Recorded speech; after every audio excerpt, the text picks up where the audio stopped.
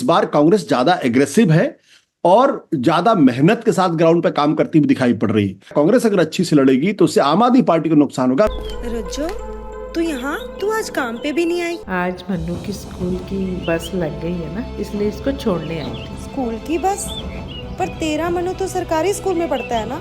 हाँ जी दीदी, अब सरकारी स्कूलों में 200 बसें चल पड़ेंगी, जिसका फायदा मेरे मन्नू जैसे 10,000 बच्चों को होगा। सरकारी स्कूलों ਨੂੰ भी बहुत शानदार बसां ਅਸੀਂ देवांगे। पहले बैच वास्ते 20,000 बच्चे ਦਾ ਅਸੀਂ प्रबंध कर रहे हैं। कांग्रेस का जो फैक्टर है उसको आप इस बार कैसे देखते हैं, क्योंकि राहुल गांधी खुद भी एग्रेसिवली कैंपेनिंग के लिए निकल पड़े हैं, वीडियो डाल रहे हैं, जिस तरह का उन्होंने भाषण दिया है, तो कांग्रेस का परफॉर्मेंस भी कहीं ना कहीं इस चुनाव को के परिणाम को प्रभावित कर सकता है। कांग्रेस जीतेगी नहीं, लेकिन वो हरा सकती है या जिता सकती है भाजपा को। बिल्कुल मिलिंद, आपने बिल्कुल सही कहा। 2015 और 2020 की तुलना में अगर हम देखें तो इस बार कांग्रेस ज्यादा एग्रेसिव है और ज्यादा मेहनत के साथ ग्राउंड पे काम करती हुई दिखाई पड़ रही है। इनफैक्ट दिसंबर के महीने के पहले जब अरविंद केजरीवाल ने दिल्ली का दौरा करना शुरू किया था, मनीष सिसोदिया ने पदयात्रा करनी शुरू की थी, उसके फौरन बाद कांग्रेस पार्टी ने भी दिल्ली में पदयात्राएं शुरू की, यात्राएं शुरू की, लोगों से मिलना जुलना शुरू कर दिया था, जो कि कांग्रेस पहले नहीं करती थी। भारतीय जनता पार्टी ने वादा किया था कि दिसंबर के महीने में शुरू करेगी, लेकिन फॉर सम रीजंस वो उस यात्रा पे या उस तरीके से मास कॉन्टैक्ट प्रोग्राम में नहीं आ पाई। लेकिन मेरा एक मानना यह है कि जो लोग ये कहते हैं कि कांग्रेस अगर बेहतर परफॉर्म करेगी या कांग्रेस अगर अच्छी से लड़ेगी तो उससे आम आदमी पार्टी को नुकसान होगा, मेरा इसमें मतभेद है। मेरा मानना है कि अगर कांग्रेस पार्टी अच्छे से चुनाव लड़ेगी, मजबूती से चुनाव लड़ेगी, तो फिर उससे आम आदमी पार्टी को फायदा होगा और भारतीय जनता पार्टी को नुकसान होगा। और मैं इसको अपने डेटा के माध्यम से इसको बताने की कोशिश करता हूं कि देखिए, एमसीडी और पार्लियामेंट इलेक्शंस की जब तुलना करते हैं तो वो तुलना उचित नहीं होती है। अगर आप असेंबली इलेक्शंस की अगर आप तुलना करें, जो कि दरअसल जहां पे आम आदमी पार्टी 54% वोट तकरीबन लेकर आती है, 2015 में 54% वोट मिला था, 2020 में भी 53.4% वोट मिला था। इन दोनों चुनाव में कांग्रेस का वोट परसेंटेज 2015 में 9.7% था और 2020 में 4.26% है।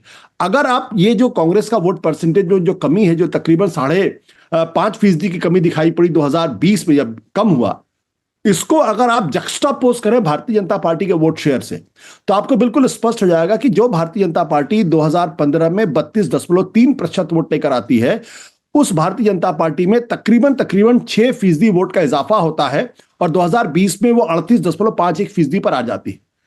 जबकि आम आदमी पार्टी का वोट शेयर जस का तस बना रहता है, 54% 2015 में भी था, तकरीबन 54% 2020 में भी था।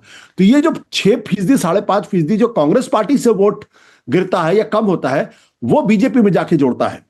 इसका मतलब क्या है? इसका मतलब है कि दिल्ली के अंदर जो एंटी आम आदमी पार्टी वोट है, अगर उसमें कांग्रेस अगर मेहनत से चुनाव लड़ेगी तो उसमें डिवीजन होगा, और अगर उसमें डिवीजन होगा तो फिर उसका नुकसान भारतीय जनता पार्टी को हो सकता है।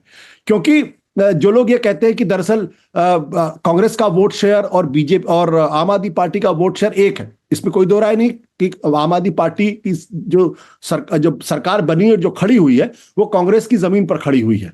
लेकिन पिछले 10-12 सालों में काफी पानी बह चुका है। लोग ये कह रहे हैं कि कांग्रेस के लड़ने से मुस्लिम वोटर में डिवीजन होगा। मुझे बिल्कुल ऐसा नहीं लगता है मुस्लिम वोटर में किसी तरीके का कोई डिवीजन होगा। दलित वोटर में किसी तरीके का डिवीजन होगा, मुझे भी ये बात उतनी स्पष्ट साफ तौर पर दिखाई नहीं पड़ती है। क्योंकि जो मुस्लिम वोटर है वो दरअसल वो स्ट्रेटेजिक वोटिंग करता है, वो आम आदमी पार्टी को नहीं पसंद करता। ये बात सच है।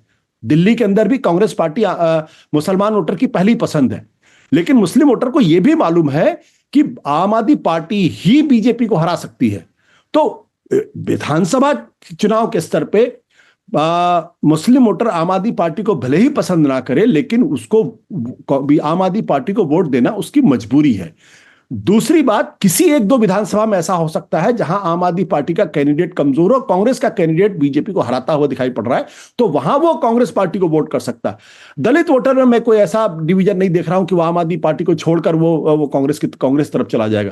जो ये 10% जो वोट मिलता है, ये दरअसल जो लोअर मिडिल क्लास में एक तबका है जो शीला दीक्षित के जमाने से लगातार कांग्रेस पार्टी को वोट दे रहा है, या मिडिल क्लास का एक तबका है जो शीला दीक्षित के विकास की वजह से इनामर्ड है, या मिडिल क्लास का एक बड़ा तबका है जो पहले आम आदमी पार्टी को वोट करता था लेकिन उसके अंदर एक डिसल्यूजनमेंट दिखाई पड़ता है, वो छिटक कर कांग्रेस की तरफ जाता है क्योंकि वो आम आदमी पार्टी को पसंद नहीं करता लेकिन वो बीजेपी को वोट नहीं देना चाहता फॉर सम रीजंस, उसकी जो हिंदू मुस्लिम की का बाइनरी है उसकी वजह से और दूसरे कारणों की वजह से। तो वो वोटर जो है माफ करिएगा, वो बीजेपी की तरफ ना जाके कांग्रेस की तरफ जा सकता है। इसलिए कांग्रेस अच्छा करेगी तो मेरी नजर में बीजेपी को नुकसान होगा। हो सकता है थोड़ा बहुत आम आदमी पार्टी को नुकसान हो, लेकिन बहुत ज्यादा नुकसान नहीं होगा। इसका यह मतलब नहीं है कि आम आदमी पार्टी पहले के तरीके 54% वोट मेंटेन करती हुई दिखाई पड़ती, मुझे बिल्कुल नहीं दिखाई पड़ती। उसमें कमी दिखाई पड़ रही है, उसमें कमी आ सकती है, लेकिन क्या इतनी कमी आ जाएगी कि बीजेपी हरा देगी? अभी तक तो मुझे नहीं दिखाई पड़ता। हो सकता है 10 दिनों के बाद अगर कोई चमत्कार हो जाए तो बात अलग है।